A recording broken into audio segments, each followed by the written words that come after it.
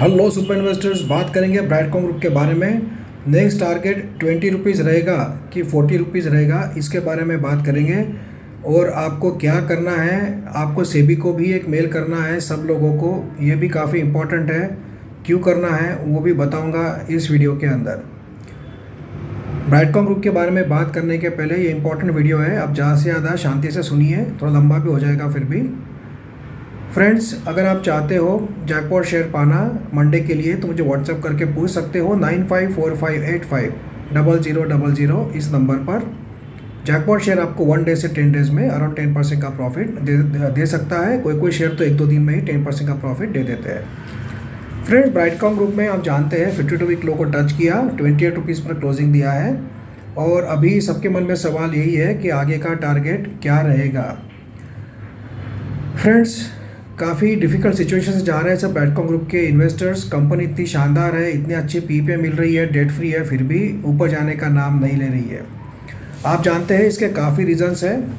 Media मिन का deal cancel हुआ, सीएस अपॉइंट करने में कंपनी ने बहुत लेट किया, सीएफओ अपॉइंट करने में काफ़ी लेट किया, तो ये काफ़ी फैक्टर्स है। बोनस इशू करने में काफ़ी डिले कर दिया, तो ये काफ़ी फैक्टर्स थे जिसके कारण बैक टू बैक बैकफायर होते गया।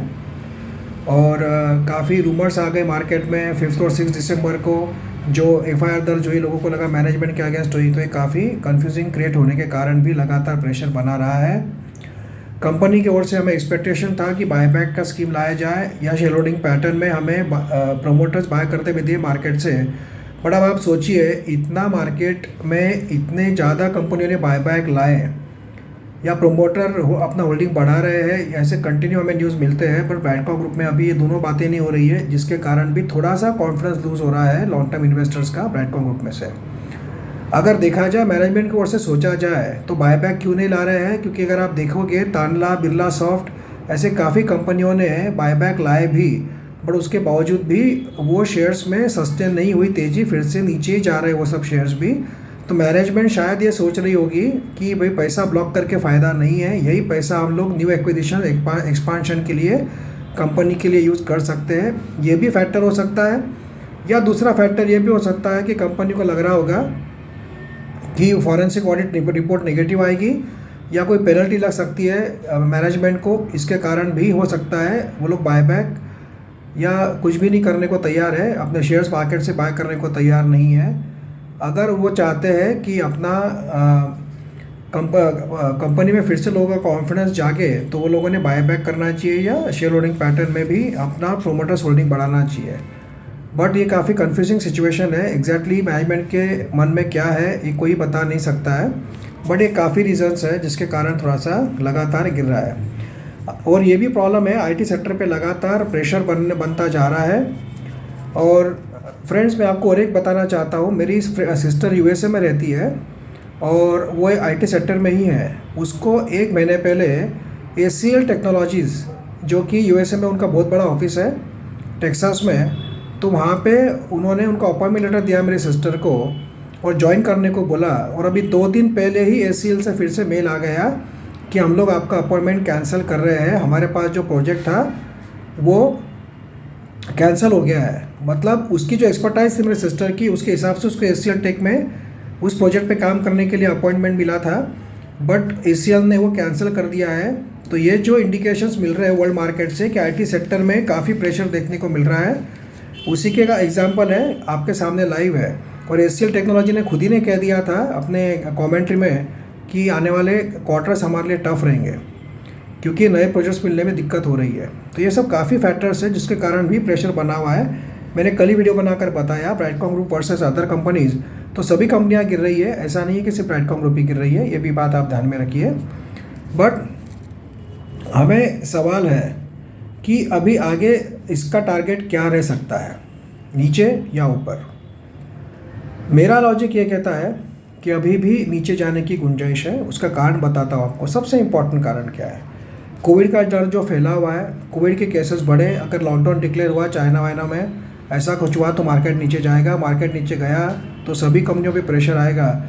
और ब्राइटकॉम ग्रुप में पहले ही इतना अभी मोमेंटम नहीं है, तो इसके कारण और भी नीचे जाने के लिए लोग डर के मारे और भी बेचेंगे, क्योंकि बहुत लोग परेशान हो चुके हैं। काफ़ी लोग अभी ब्राइटकॉम ग्रुप में परेशान होकर बेच रहे हैं कि अभी इसमें रुक के मतलब नहीं है, कोई रिटर्न मिलने वाला है नहीं, फंड ब्लॉक होके पड़े हैं, इसलिए भी सेलिंग प्रेशर आ रहा है। तो ये भी एक रीज़न है। हालांकि काफ़ी अच्छे वैल्यूएशन पे मिल रहा है। बट आपको एक मैं मज़े की बात बताता हूँ, ऑपरेटर लोगों के पास अभी देखिए, जिन लोगों ने 27-28 रुपीज़ में बाय करके रखा हुआ है, उनको ब्राइटकॉम ग्रुप का शेयर अगर 30-31 भी गया तो उनके लिए हो जाएगा प्रॉफिट 10% का। तो वो लोग क्या करेंगे, हेवी सेल ऑफ शुरू कर देंगे। ये सबसे बड़ा दिक्कत है। मैं इसी बेस पे बोल रहा हूँ कि बहुत ज़्यादा तेज़ी आप एक्सपेक्ट नहीं कर सकते, क्योंकि जब भी ब्राइटकॉम ग्रुप का शेयर ऊपर जाने की कोशिश करेगा 4-5% में प्रॉफिट जिन लोगों को मिल रहा होगा, जिन्होंने लो लेवल पे बाय किया है, फ्रेश बाइंग किया है, वो क्या करेंगे, तुरंत बेच कर प्रॉफिट बुक करना शुरू कर देंगे। तो फिर से ऊपर जाता हुआ शेयर हमें नीचे आते हुए दिखेगा। जो लोग यूट्यूबर आपको फॉल्स होप देते हैं कि अभी रॉकेट बन जाएगा, ये हो जाएगा, ऐसा मुझे लगता नहीं है शॉर्ट टर्म में। Q3 का रिजल्ट भी शानदार आने की उम्मीद है, नो डाउट फरवरी में आएगा।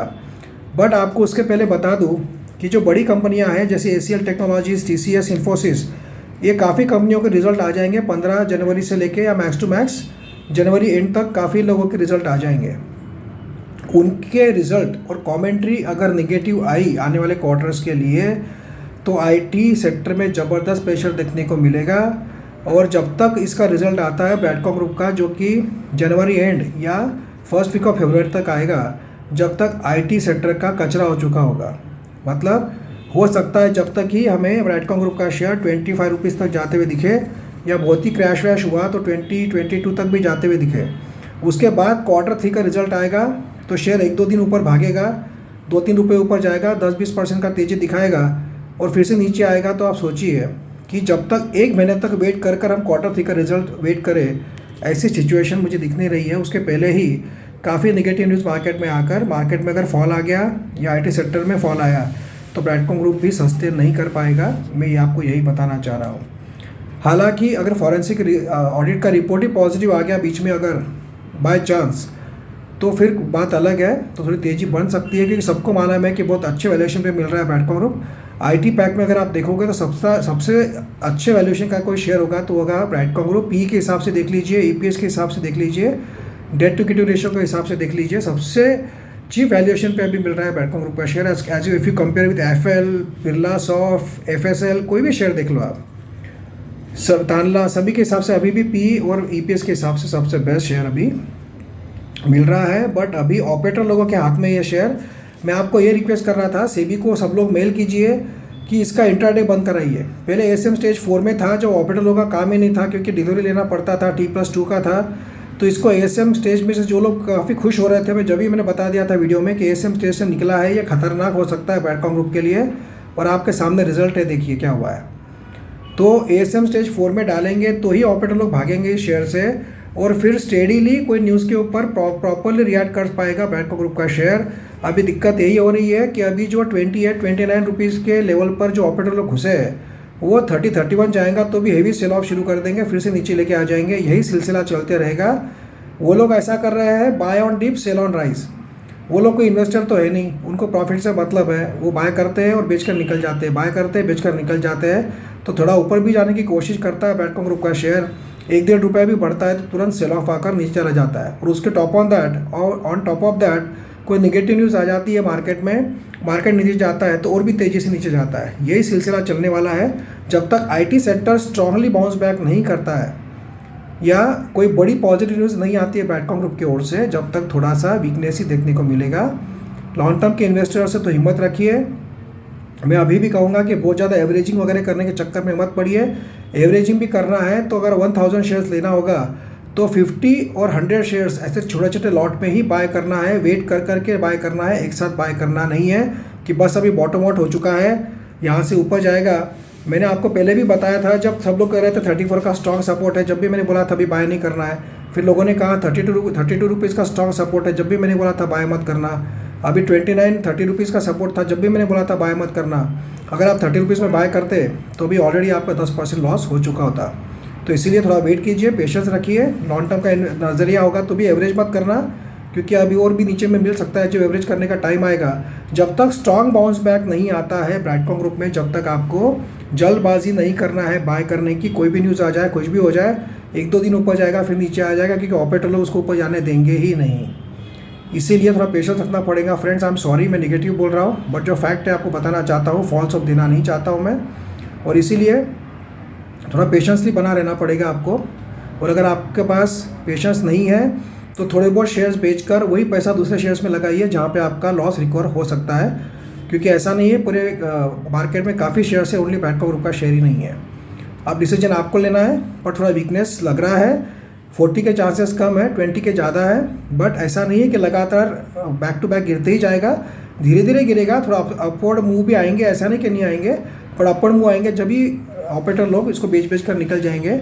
16 दिसंबर का अभी तक सेबी NSE का जवाब ब्रैडकॉम ग्रुप के मैनेजमेंट ने अभी तक दिया नहीं है। अब करीब करीब 8 डेज हो चुके हैं इस बात को।